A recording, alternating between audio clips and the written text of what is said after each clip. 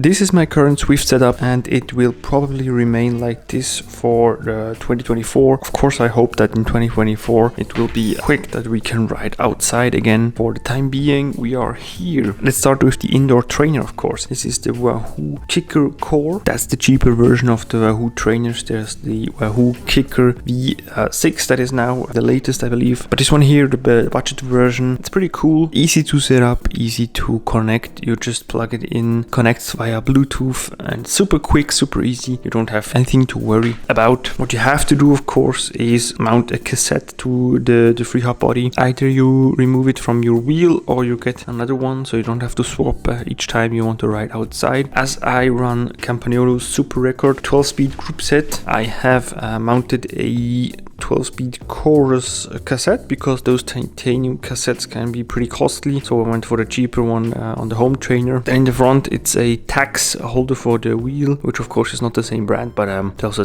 just bits I had laying around. Also this tax mat right here, I really recommend you having a mat so you can protect the floor. Also it absorbs quite a lot of noise if you have neighbors, or just in general it will be a lot more silent if you have a mat like this. What you want to do, of course, just as you saw before in the intro, clean it regularly. Even if it's just vacuuming it regularly, it's really important to keep it clean. Also beneath, actually, I don't know how, but stuff just gets beneath as well and can badly damage your floor, especially if you have an expensive wooden one. This one here isn't really expensive and it's easy to clean, but keep in mind, take a look beneath the mat on the regular in order to keep it clean. Let a bit of air pass beneath so you don't get any. But the worst you can get would be mold, I guess, because with all the sweat and the heat and in general the temperature changes, they can really be a problem, so keep that in mind. Then what's important also, of course, is the fan, because you want to keep cool. This is really important for a home trainer setup because you don't have any air that's cooling you as you have outside. Outside that's never a problem, even if it's close to 40 degrees outside. Of course it's hot, but you still have that bit of air that cools you down a little bit, and you just don't have that inside. After 20 or 30 minutes you really begin to feel it and you start dripping. You sweat a lot more inside. Fan, really important. Also, of course, the towel. Mine is just drying over here, so you can dry yourself up every time, because the fan is not enough. You're still going to be sweating,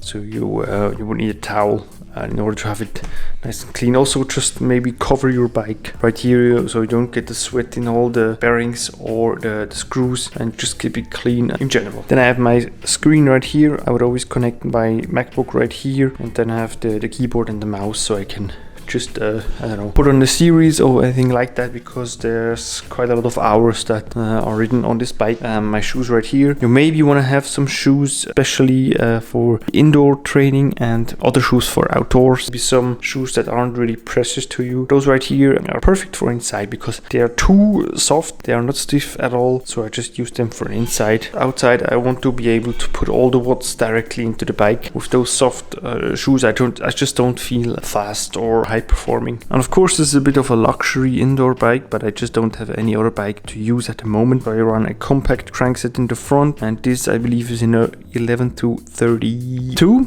cassette, but the gearing doesn't really matter inside. Just be sure, because if you do a lot of Ks, you can do 2,000 to 3,000 Ks during the winter here easily in Switzerland, because it's just bad outside. So you want to be updated about the drivetrain wear at all times. Keep a little chain measuring tool maybe. It's not that inside you have more wear, but depends how you use your gears. I always look that I'm in the big ring in the front and have my chain like in the lower half of the cassette, because that way chain is the straightest possible and you have like minimal wear compared to like a small ring and a small cog, or a big ring and a big cog. As I ride mostly in the ERG mode, so I don't have to worry about shifting or anything like that. So I ride on Zwift, so you have to calculate any downhill or uphill in, and you have to shift accordingly. But I prefer to be in the ERG mode, so I just can focus on my series that I put on or anything like that. And just be sure that you have the chain as straight as possible. Maybe you want to check out which gear you have to choose for it to be the straightest possible. I think mine would be like the 6th gear from the bottom up,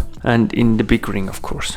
My pedals are the Favero Electronics Sioma Duo, but of course the watts are measured by the Wahoo, so don't have to worry about charging them or anything like that. Those are just my pedals. And this is actually it. It is pretty a simple setup. Of course, you don't want to have too much stuff, and you don't want to get too disconnected from it, because I think indoor riding is already as disconnected as it should be from the real riding experience as you would have during riding outdoors, of course. So I prefer to not have too much stuff around. Fan, screen, and that will be it. If you have any more questions, leave them in the comment section below. And why not tell me about your own setup? What do you do differently, or what things do you do the same as me? Yeah, let me know in the comment section. I would be interested in that, because it's always interesting to see different setups or hear about different setups. Thanks for checking out this video, and I'll see you in the next one.